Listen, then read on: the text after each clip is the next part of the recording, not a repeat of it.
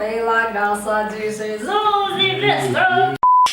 E aí galera, sejam bem-vindos a mais um vídeo do meu canal. E no vídeo de hoje, na primeira edição do Papo Bíblia, nós vamos falar sobre um assunto um pouquinho polêmico. Meu Deus!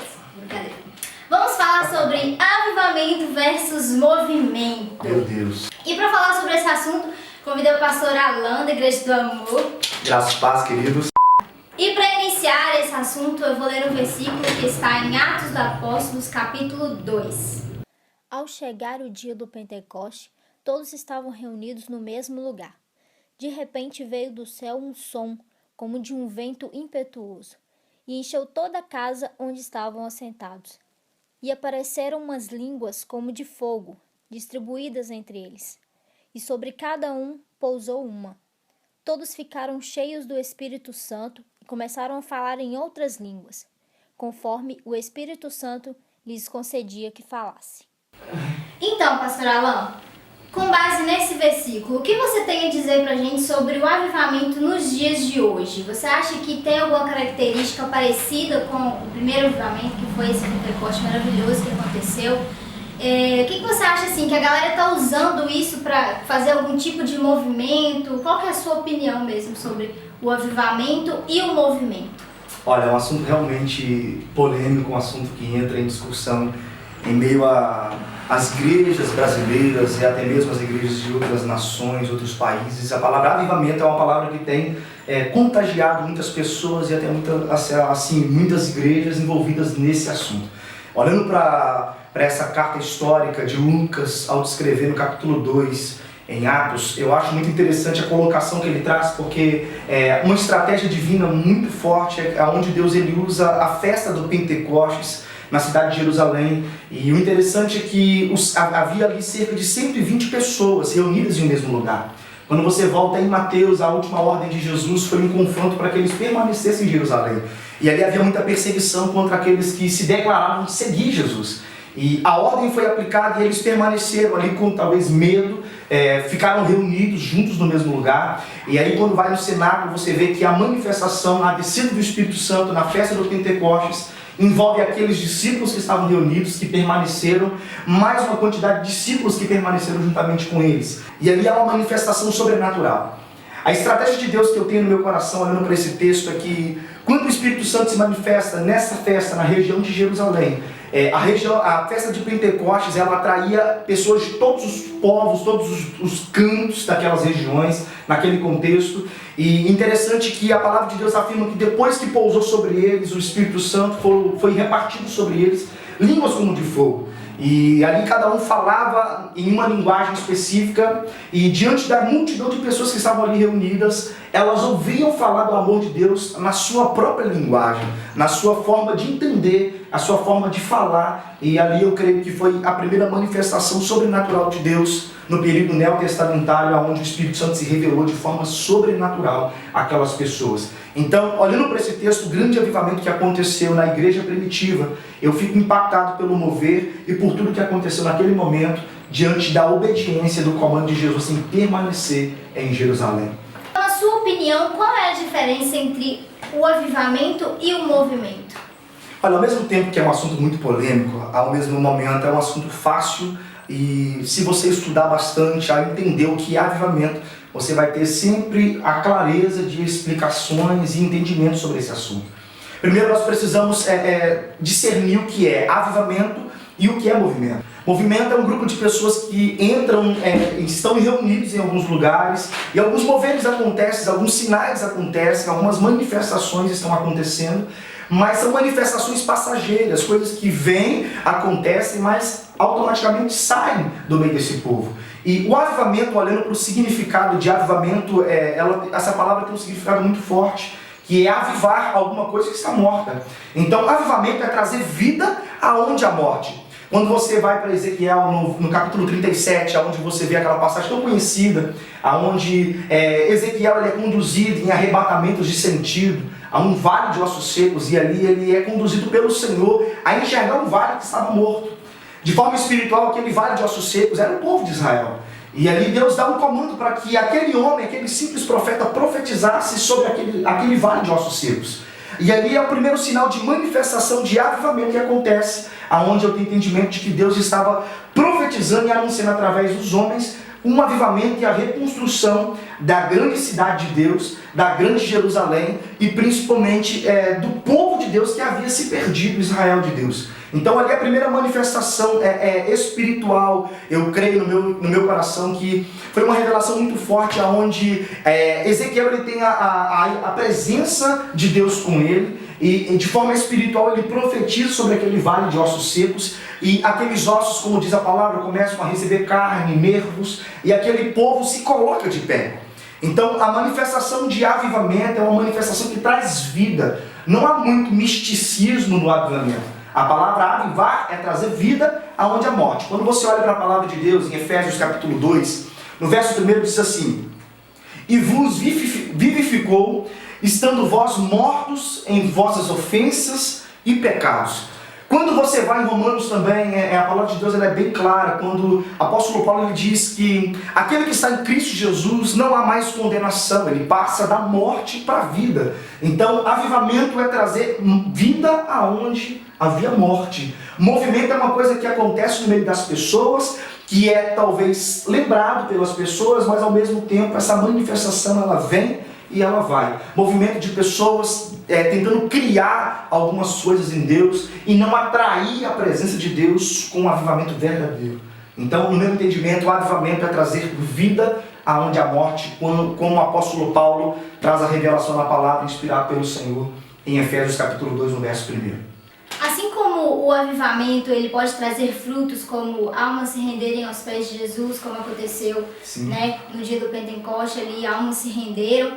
Você acha que o movimento ele tem tipo assim, uma coisa que vai confundir as almas e pode tipo assim, levar as jovens mesmo a saírem da presença de Deus? Sem dúvida, porque o avivamento verdadeiro é aquele que vem e marca o coração do jovem. Quando você está morto no pecado, quando o apóstolo Paulo diz, é quando você não tem Jesus, a justificação divina sobre a sua vida. Então, a diferença do avivamento para o movimento é que o avivamento ele traz algumas características verdadeiras.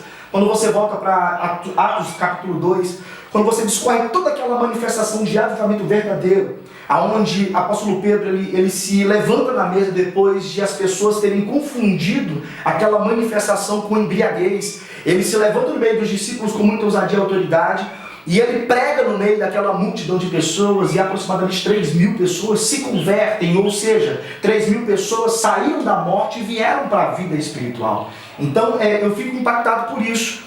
Mas se você olha para Atos 2, depois dessa manifestação, depois que o Espírito Santo veio sobre aqueles discípulos, sobre aquelas pessoas e elas foram resgatadas na vida, o interessante é que não somente mudou a forma de se comportar naquele momento em que o Espírito Santo veio e em que elas se converteram. O interessante é que esse avivamento de Atos 2 ele nos alcança até hoje. Eu tenho no meu coração a seguinte coisa: depois que eu olho para os moveres de Atos 2, eu vejo também os comportamentos, os frutos do Espírito na vida dessas pessoas, desses discípulos. Quando você vai lá em Gálatas 5:22, você vai ver alguns sinais, algumas características de uma pessoa que é cheia do Espírito Santo. Mas quando você vai em Atos 2, onde começou tudo, eles já estavam vivendo as características dos frutos do Espírito.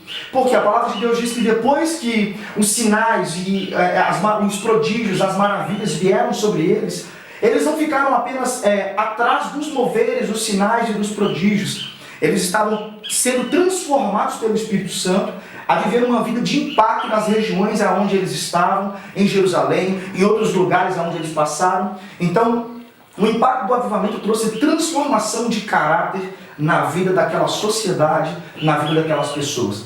Quando você olha para William Seymour, diante da manifestação do Senhor, aquele avivamento que veio sobre a vida dele através da atração da oração, atraindo a presença de Deus, uma geração inteira foi transformada naquele contexto. Pessoas receberam os sinais, os prodígios e as maravilhas, mas acompanhando com esses sinais e prodígios, elas foram transformadas nas suas personalidades, no seu caráter, elas foram moldadas pelo Senhor.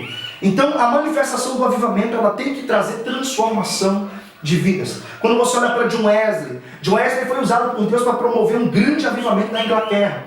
E esse avivamento evitou até mesmo guerras e mortes de pessoas diante do avivamento que John Wesley atraiu naquele contexto, naquela época. Então eu acredito que avivamento ele tem que trazer sim sinais, prodígios e maravilhas, mas também transformação de caráter e principalmente o impacto social aonde o avivamento está acontecendo. Eu sou assim, bem direto a dizer que eu não creio em um avivamento que traz emoções às pessoas, que convencem simplesmente as pessoas em emoções e rapidamente essas pessoas vão esquecer daquele culto, daquele momento e elas vão começar a se esfriar na fé e automaticamente os seus testemunhos vão ser de experiências que elas tiveram com Deus e hoje não tem mais. E eu creio que a experiência com Deus ela acontece todos os dias, com sinais ou sem sinais. Afinal, a presença de Deus, o avivamento de Deus, a promessa que Deus traz para você é que você seria vivificado no Espírito Santo. Então, as experiências com Deus não são só manifestações espirituais, elas são transformações de vida e de caráter. Pastor Alan, se você fosse enumerar 3 características que são realmente do avivamento, quais seriam elas? A primeira delas é a fé. Porque eu creio que quando o avivamento verdadeiro alcança uma pessoa, quando essa pessoa ela alcança a vida em Jesus, ela passa a ter uma fé inabalável. E muitas pessoas hoje são abaladas na fé, têm fé abalável e perdem a fé em tudo aquilo que Deus tem proporcionado, prometido, e perdem juntamente com a fé a esperança. Então eu creio que uma das características, e sendo assim uma bem simples, eu creio que a fé no coração do homem é a maior arma que Deus tem nessa terra nos dias de hoje. A segunda que eu tenho comigo é o domínio próprio. Eu vim de uma vida totalmente assim, depravada e ainda luto contra alguns comportamentos antigos e eu creio que o domínio próprio também é uma das características muito importantes na vida de uma pessoa que está vivendo o avivamento verdadeiro de Deus. Por que o domínio próprio? Um texto muito interessante em Provérbios traz para nós um significado muito interessante. Diz que o homem que não tem domínio próprio é como a cidade que não tem muralhas. Ou seja, um homem que não se domina, um homem que não é dominado pelo Espírito Santo, ele sempre vai ser conduzido a quedas na carne, ele sempre vai ser envolvido por prazeres seculares, mundanos. E o homem que é dominado, ele passa a criar muralhas espirituais, de acordo com o texto de Provérbios, e ele fica totalmente blindado contra essas influências seculares. O maior erro de uma pessoa, de um jovem, é achar que é forte e lutar contra a carnalidade sem a presença e o domínio do Espírito Santo. Certamente esse jovem vai cair na fé e as estratégias do inimigo não é derrubar esse jovem de imediato. Ele arma estratégias ao decorrer do tempo do seu crescimento na fé e sem ele perceber, como aconteceu comigo anos atrás, você se encontra caído, abatido e novamente no lugar de ruína e na lama que você estava de onde o Senhor retirou você. Por isso eu creio que avivamento verdadeiro traz domínio sobre as pessoas diante dos pecados, diante dos seus comportamentos. Todas as pessoas na face da terra têm atitudes, mas eu quero dizer para você que está me escutando nesse vídeo, querida, a sua reação é muito mais importante do que a sua atitude, porque atitude todo mundo tem, mas a sua reação determina se você é ou não um homem ou uma mulher de Deus cheio do Espírito Santo. Terceira característica, constância na presença de Deus. O que mais tem destruído o jovem hoje, não somente na sua vida com Deus, na sua vida espiritual, em todas as áreas da sua vida, se chama inconstância, juntamente com o desânimo. Eu creio que são dois inimigos da fé, do jovem e de todo mundo que crê em Jesus Cristo. Por isso eu creio que a inconstância e o desânimo, essas duas palavras são muito fortes quando elas atacam ao mesmo tempo. Por isso eu creio que uma das características também do avivamento é uma constância. Quando você vai em 1 Coríntios, no capítulo 15, no verso 58, o apóstolo Paulo, lá no finalzinho desse texto, ele diz que o nosso trabalho não é vão no Senhor. Então eu acredito que quando uma pessoa mantém uma constância na vida com Deus, na fé, ela consegue desenvolver uma vida cheia do Espírito Santo, ela consegue caminhar, crendo na palavra de Deus e servindo ao Senhor Jesus Cristo com muita excelência e com muito fervor. Então, essa terceira característica, que é a constância, tem que ser cravada no coração do jovem sempre, para ele nunca desistir daquele que ele começou no Senhor, porque o nosso trabalho nunca vai ser em vão no Senhor. Assim eu creio no nome de Jesus. Quero agradecer pela sua presença, muito obrigado, Deus te abençoe seu ministério. Se você gostou desse vídeo, não esqueça de deixar o seu like, se inscreva aqui no canal, me siga nas redes sociais, siga o Pastor Alan nas redes sociais dele. Um grande beijo e até a próxima. Deus te abençoe.